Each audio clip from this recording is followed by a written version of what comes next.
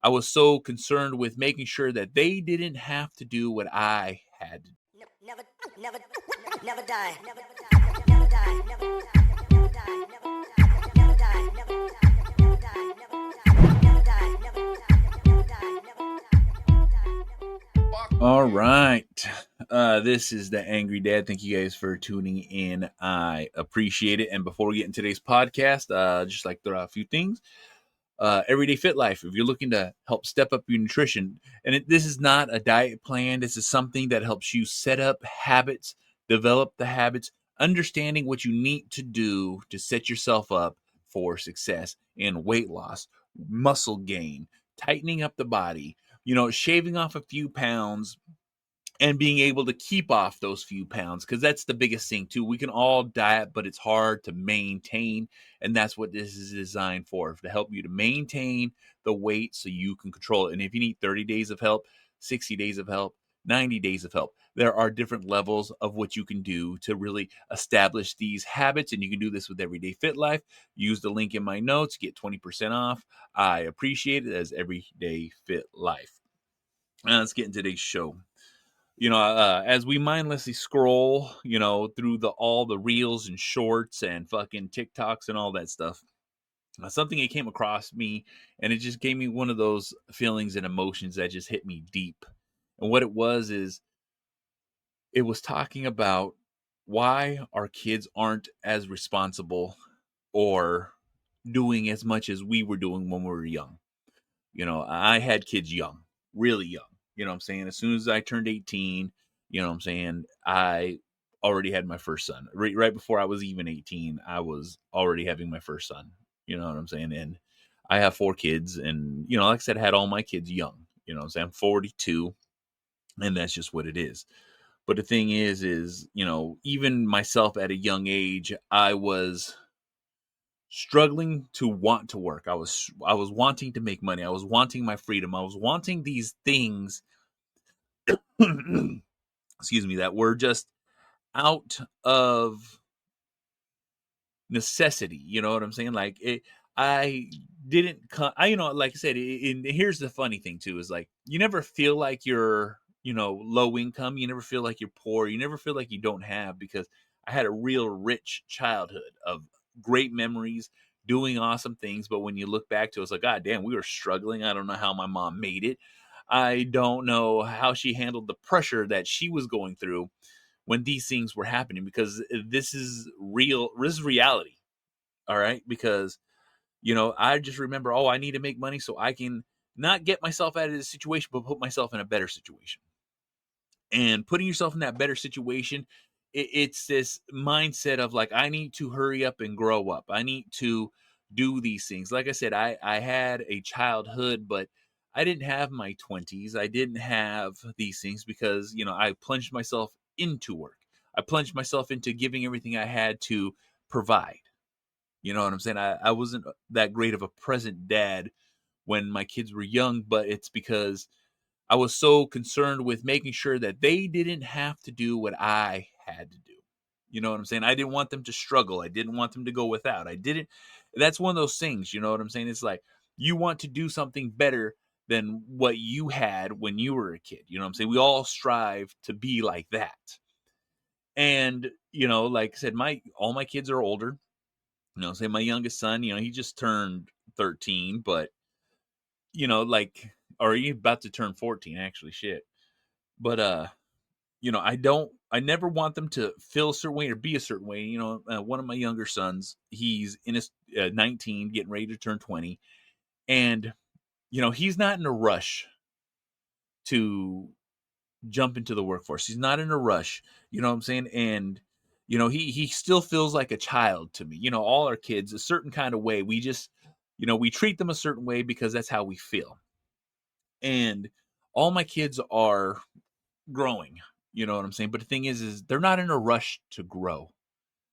And one thing that post was talking about was, when you've broken the cycle of what life is, because, like, low income, and then, like, now, I'm in a better position in my life. It's not that much better, but it's a lot better. You know what I'm saying? I'm not hurting the way I used to hurt. But the thing is now my kids aren't living like that. They're not rushing to live their life. They're not rushing to be free of what the house is. You know what I'm saying? They don't feel confined. And the thing is talking about you breaking that cycle of that mindset of like, I need to be not successful, but I need to get out of this situation. You know what I'm saying? Because of a lot of us, much older people in my age group, you think back like, oh man, if I could just, you know, get some money, get my own place. And, obviously all people want to do that. But the thing is I felt really rushed to do it. You know what I'm saying? Like, my mom never told me when I was 18 I needed to leave the house, but that's how I felt. Like I needed to be on my way. I needed to not be a burden onto my family.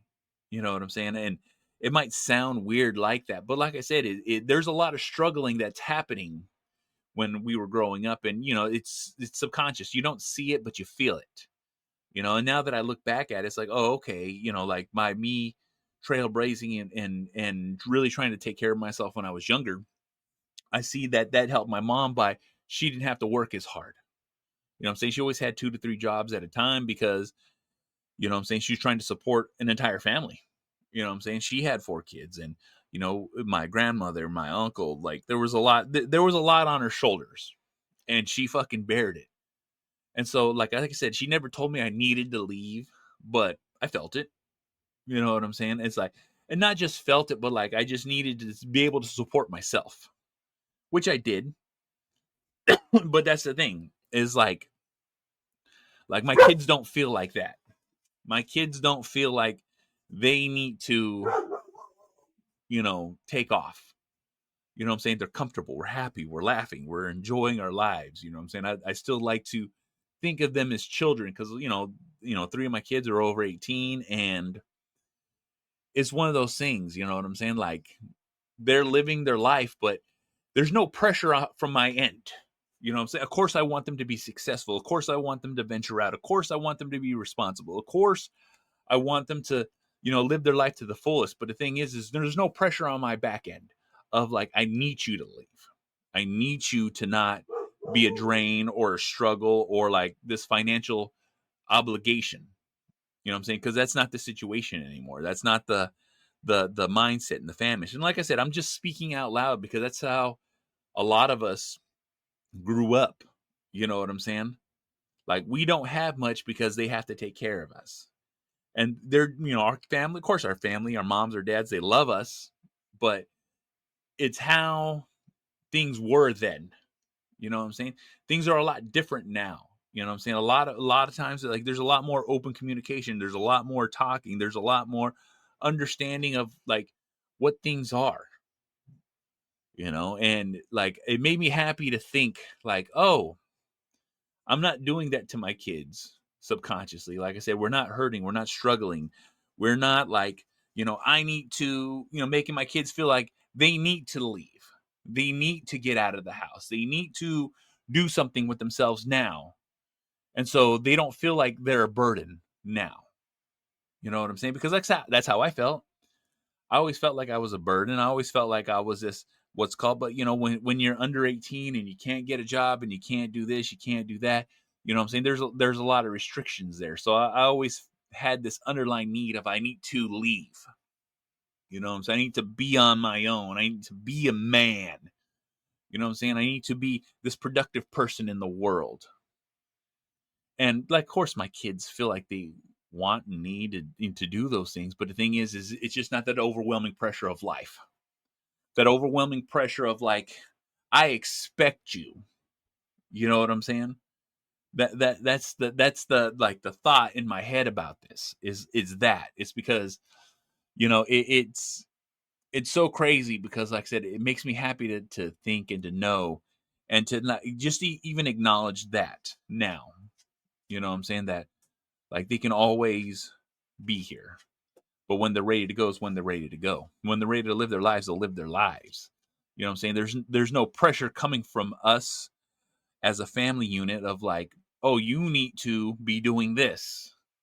You see, like I said, I don't know if I'm getting this point across, but the thing is like I said, it's like one of those things that are being broken, that cycle. You know what I'm saying? Because like when my kids have kids, I want them to be able to do the exact same thing that we're doing now. You know what I'm saying? Where they're loving, they're nurturing. You stay here as long as you need to stay here until you're ready. You know what I'm saying? There's no pressure to fucking, dive headfirst into something that's unknown, uncertain, you know what I'm saying? Because there's a lot of us out there that shit, somehow we got an apartment. Shit, somehow we had to work, 80 hours a week and fucking eat top ramen and fucking struggle to fucking make it from check to check and, barely fucking survive. You know what I'm saying? That fucking sucks. All right. There's a lot of moments and times where like I'm really hungry, but rent's got to get paid. Insurance has got to get paid. Gas has got to go in the car.